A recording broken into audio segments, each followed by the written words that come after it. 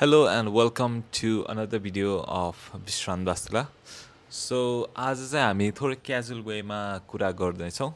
हाम्रो चाहिँ के भइरहेको छ भन्दा हाम्रो यो सरकारले चाहिँ भूमि व्यवस्थापन र तथा अभिलेखन विभागबाट चाहिँ एउटा जानकारी लिएर आएको छु जहाँ चाहिँ हाम्रो चाहिँ अबदेखि चाहिँ अब जग्गा किन्ने र बेच्ने मान्छेको चाहिँ केवाइसी फर्ममा दर्ता गरेर हाम्रो चाहिँ यो ब्याङ्क स्टेटमेन्ट देखाएपछि मात्रै हाम्रो चाहिँ यो जग्गाहरू चाहिँ पास मालपोतले गरिदिने भन्ने कुरा आएको छ है त.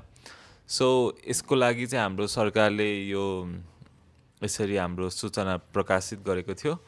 यो चाहिँ हाम्रो 13 गते है, जेठको 13 गते प्रकाशन गरेको थियो. हुन त यो विषयमा हाम्रो सोसल मिडियामा जताततै यो फैलिसकेको छ.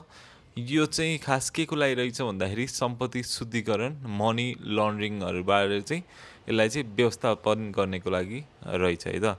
यो खास त गर्नुपर्ने हाम्रो नेताहरूको लागि हो, बट यो सबैलाई अब गर्नुपर्ने भएको छ. हुन त एउटा ट्रान्सपेरेन्सी आउँछ हाम्रो जग्गा बेचबिखनमा है, कतिमा बिक्यो कतिमा के गर्यो भनेर होइन.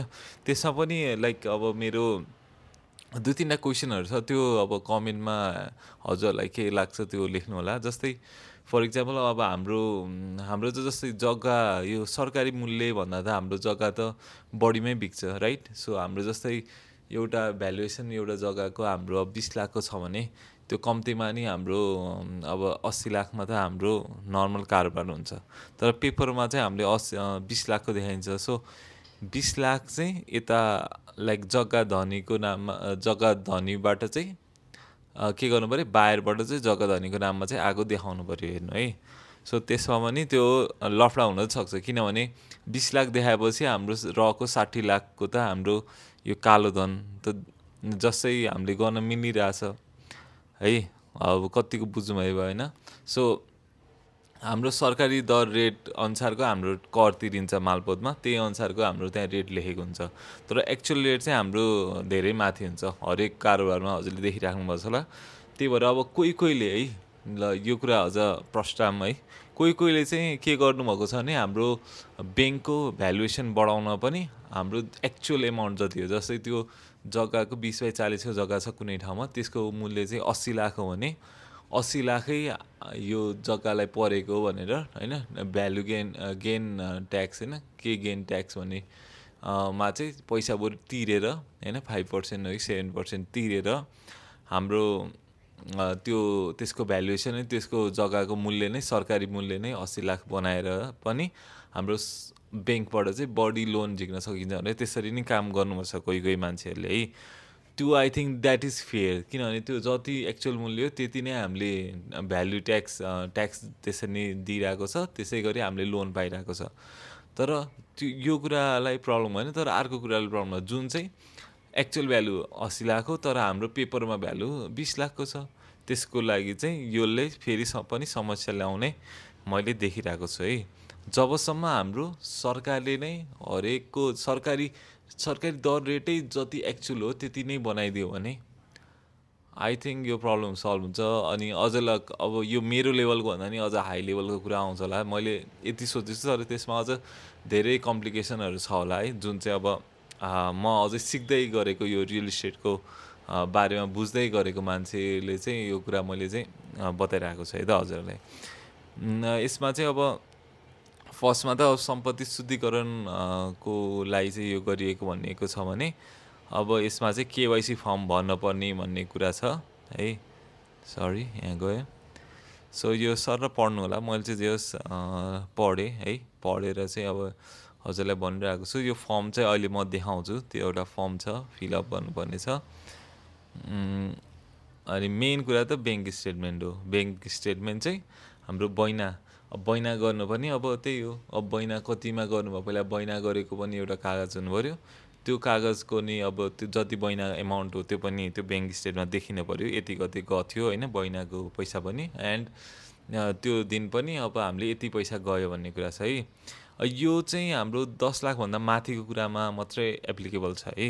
10 लाख मुनि चाहिँ हामीले क्यासमा काम गर्न मिल्छ भनेछ। अनि अझ अब 10 लाख भन्दा माथि, अब 50 लाख भन्दा माथिको चाहिँ जुन चाहिँ अब यत्तिकै सिधै ट्रान्सफर गर्न त मिल्दैन हैन। यो चाहिँ मलाई मन परिरहेको छ है।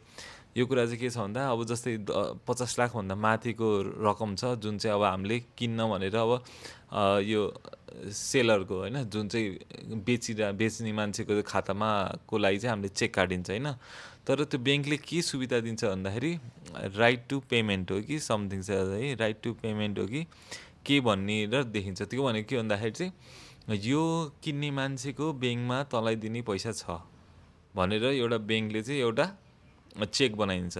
त्यो चेक बनाएपछि के भन्दाखेरि त्यो जग्गा धनी जुन चाहिँ बेच्न खोजिरहेको छ उसलाई चाहिँ के ढुक्क भने, ए ल यो मान्छेसँग पैसा छ, मैले चाहिँ अब गएर चाहिँ त्यो चेक मैले लिएर अनि उसलाई पास गराइदिएँ भने चाहिँ मेरो नाममा चाहिँ त्यो चेक आउँछ भन्ने कुरा पनि आएको छ है।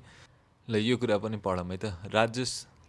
राजस्व खातामा जम्मा गर्नुपर्ने, ब्याङ्क मार्फत राजस्व दाखिला गर्ने व्यवस्था भएका कार्यालयको हकमा 10 लाखभन्दा बढीको घर जग्गा खरिद बिक्रीको कारोबार गर्दा लाग्ने रजिस्ट्रेसन बापतको शुल्क र दस्तुर खरिदकर्ताको खाताबाट र लाभकर बापत राजस्व विक्रेताको खाताबाट सम्बन्धित कार्यालयले तोकिदिएको राजस्व खातामा जम्मा गर्नुपर्ने। बैनाबट्टाको कागजातमा खुलाउनु पर्ने।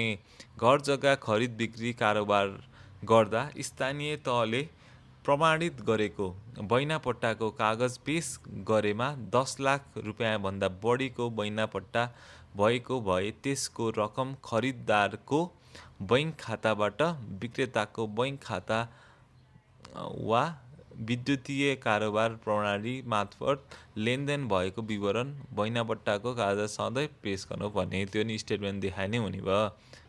ल घर जग्गाको खरिद बिक्री गर्ने खरिदकर्ता वा विक्रेताले एक दिन एक पटक वा एक पटक गरी रु 3 करोड वा सोभन्दा बढीको रकम घर जग्गा खरिद वा बिक्री गर्दा कार्यालयले सोको विवरण नेपाल राष्ट्र ब्याङ्कको विद्युतीय जानकारी इकाइमा पठाउनु पर्ने। ल 3 करोडभन्दा माथि भयो भने चाहिँ नेपाल राष्ट्र ब्याङ्कमा पनि पठाउनु पर्ने भन्ने कुरा छ।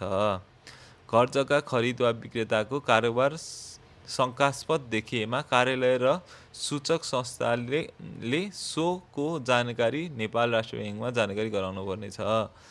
अनि यस निर्देशनमा उल्लेख भएको घर जग्गा खरिद बिक्री कारोबार गर्ने व्यक्ति भने शब्दले प्राकृतिक व्यक्ति वा कानुनी व्यक्ति दुवैलाई जनाउँछ। सो यसमा चाहिँ अब अझ हाम्रो नेताहरूको भयो भने त्यो चाहिँ जस्तै पुर्याउनै पर्ने भन्ने खालको पनि नियममा चाहिँ छ होला। घर जग्गा खरिद विक्रेता कारोबार गर्दा 10 लाख रुपैयाँदेखि माथि 50 लाख रुपैयाँसम्मको कारोबार बैङ्क प्रणाली वा विद्युतीय भुक्तानी प्रणाली मार्फत गर्नुपर्ने छ। तर 50 लाख रुपैयाँभन्दा बढी रकमको कारोबार विद्युतीय भुक्तानी प्रणाली मार्फत सोझै र चेक मार्फत गर्दा विक्रेताको नाममा तयार गरिएको गुड फर पेमेन्ट चेक मार्फत गर्नुपर्ने छ। बुझ्नुभयो नि। 50 लाखभन्दा माथिको भए चाहिँ गुड फर पेमेन्ट मार्फत मात्रै चेकको कारोबार गर्नु होला कि यो विद्युतीय नगर्नु होला। विद्युतीय गर्न छ भने चाहिँ 10 देखि 50 लाखको बिचमा गर्न मिल्यो भन्ने कुरा छ है। This is the important part है। सो अब स्टेटमेन्ट देखाउनु पर्ने भन्ने कुरा भयो के अरे। अब हाम्रो चाहिँ विदेशी उच्च पदस्थिति व्यक्ति स्वदेशी यो यसो पढ्नु होला है। सो केवाइसी फर्म चाहिँ यसरी छ। व्यक्तिगत विवरणहरू यसरी दिनुपर्ने छ भने राष्ट्रिय परिचय पत्र पनि बनाउनु पर्यो है, यहाँ राख्नुपर्छ। यसरी चाहिँ हाम्रो केवाइसी फर्म भरेर टक्क लाएर दिनुपर्छ। सो यो चाहिँ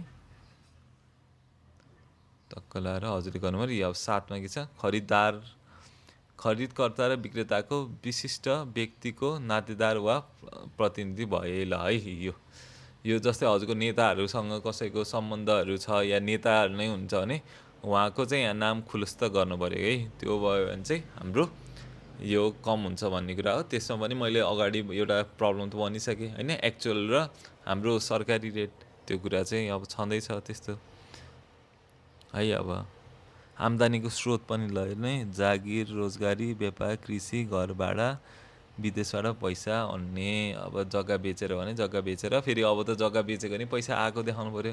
हेर्नु ल अब यो गाह्रो कि जग्गा बेचेर आएको पैसा त आयो, तर अब त्यो 60 जस्तै अघि 80 लाखको कुरा गरेको थिएँ नि, 20 लाख त आयो ब्याङ्कमा, त्यो 60 लाख चाहिँ कसरी आएको भनेर कसरी देखाउँछ नि, त्यो नि गाह्रै छ। अब यस्तो कुराहरूमा चाहिँ अझ हामीले अझ बढी ख्याल राख्नुपर्छ जस्तो लाग्छ। त्यति भन्दै आजको भिडियो यहीँ अन्त गर्छु। हजुरको कमेन्ट गर्नु होला, मलाई पनि यसो बुझाउनु होला केही मेरोबाट केही गल्ती भएको छ भने। Thank you for watching, see you on other video, take care, bye by.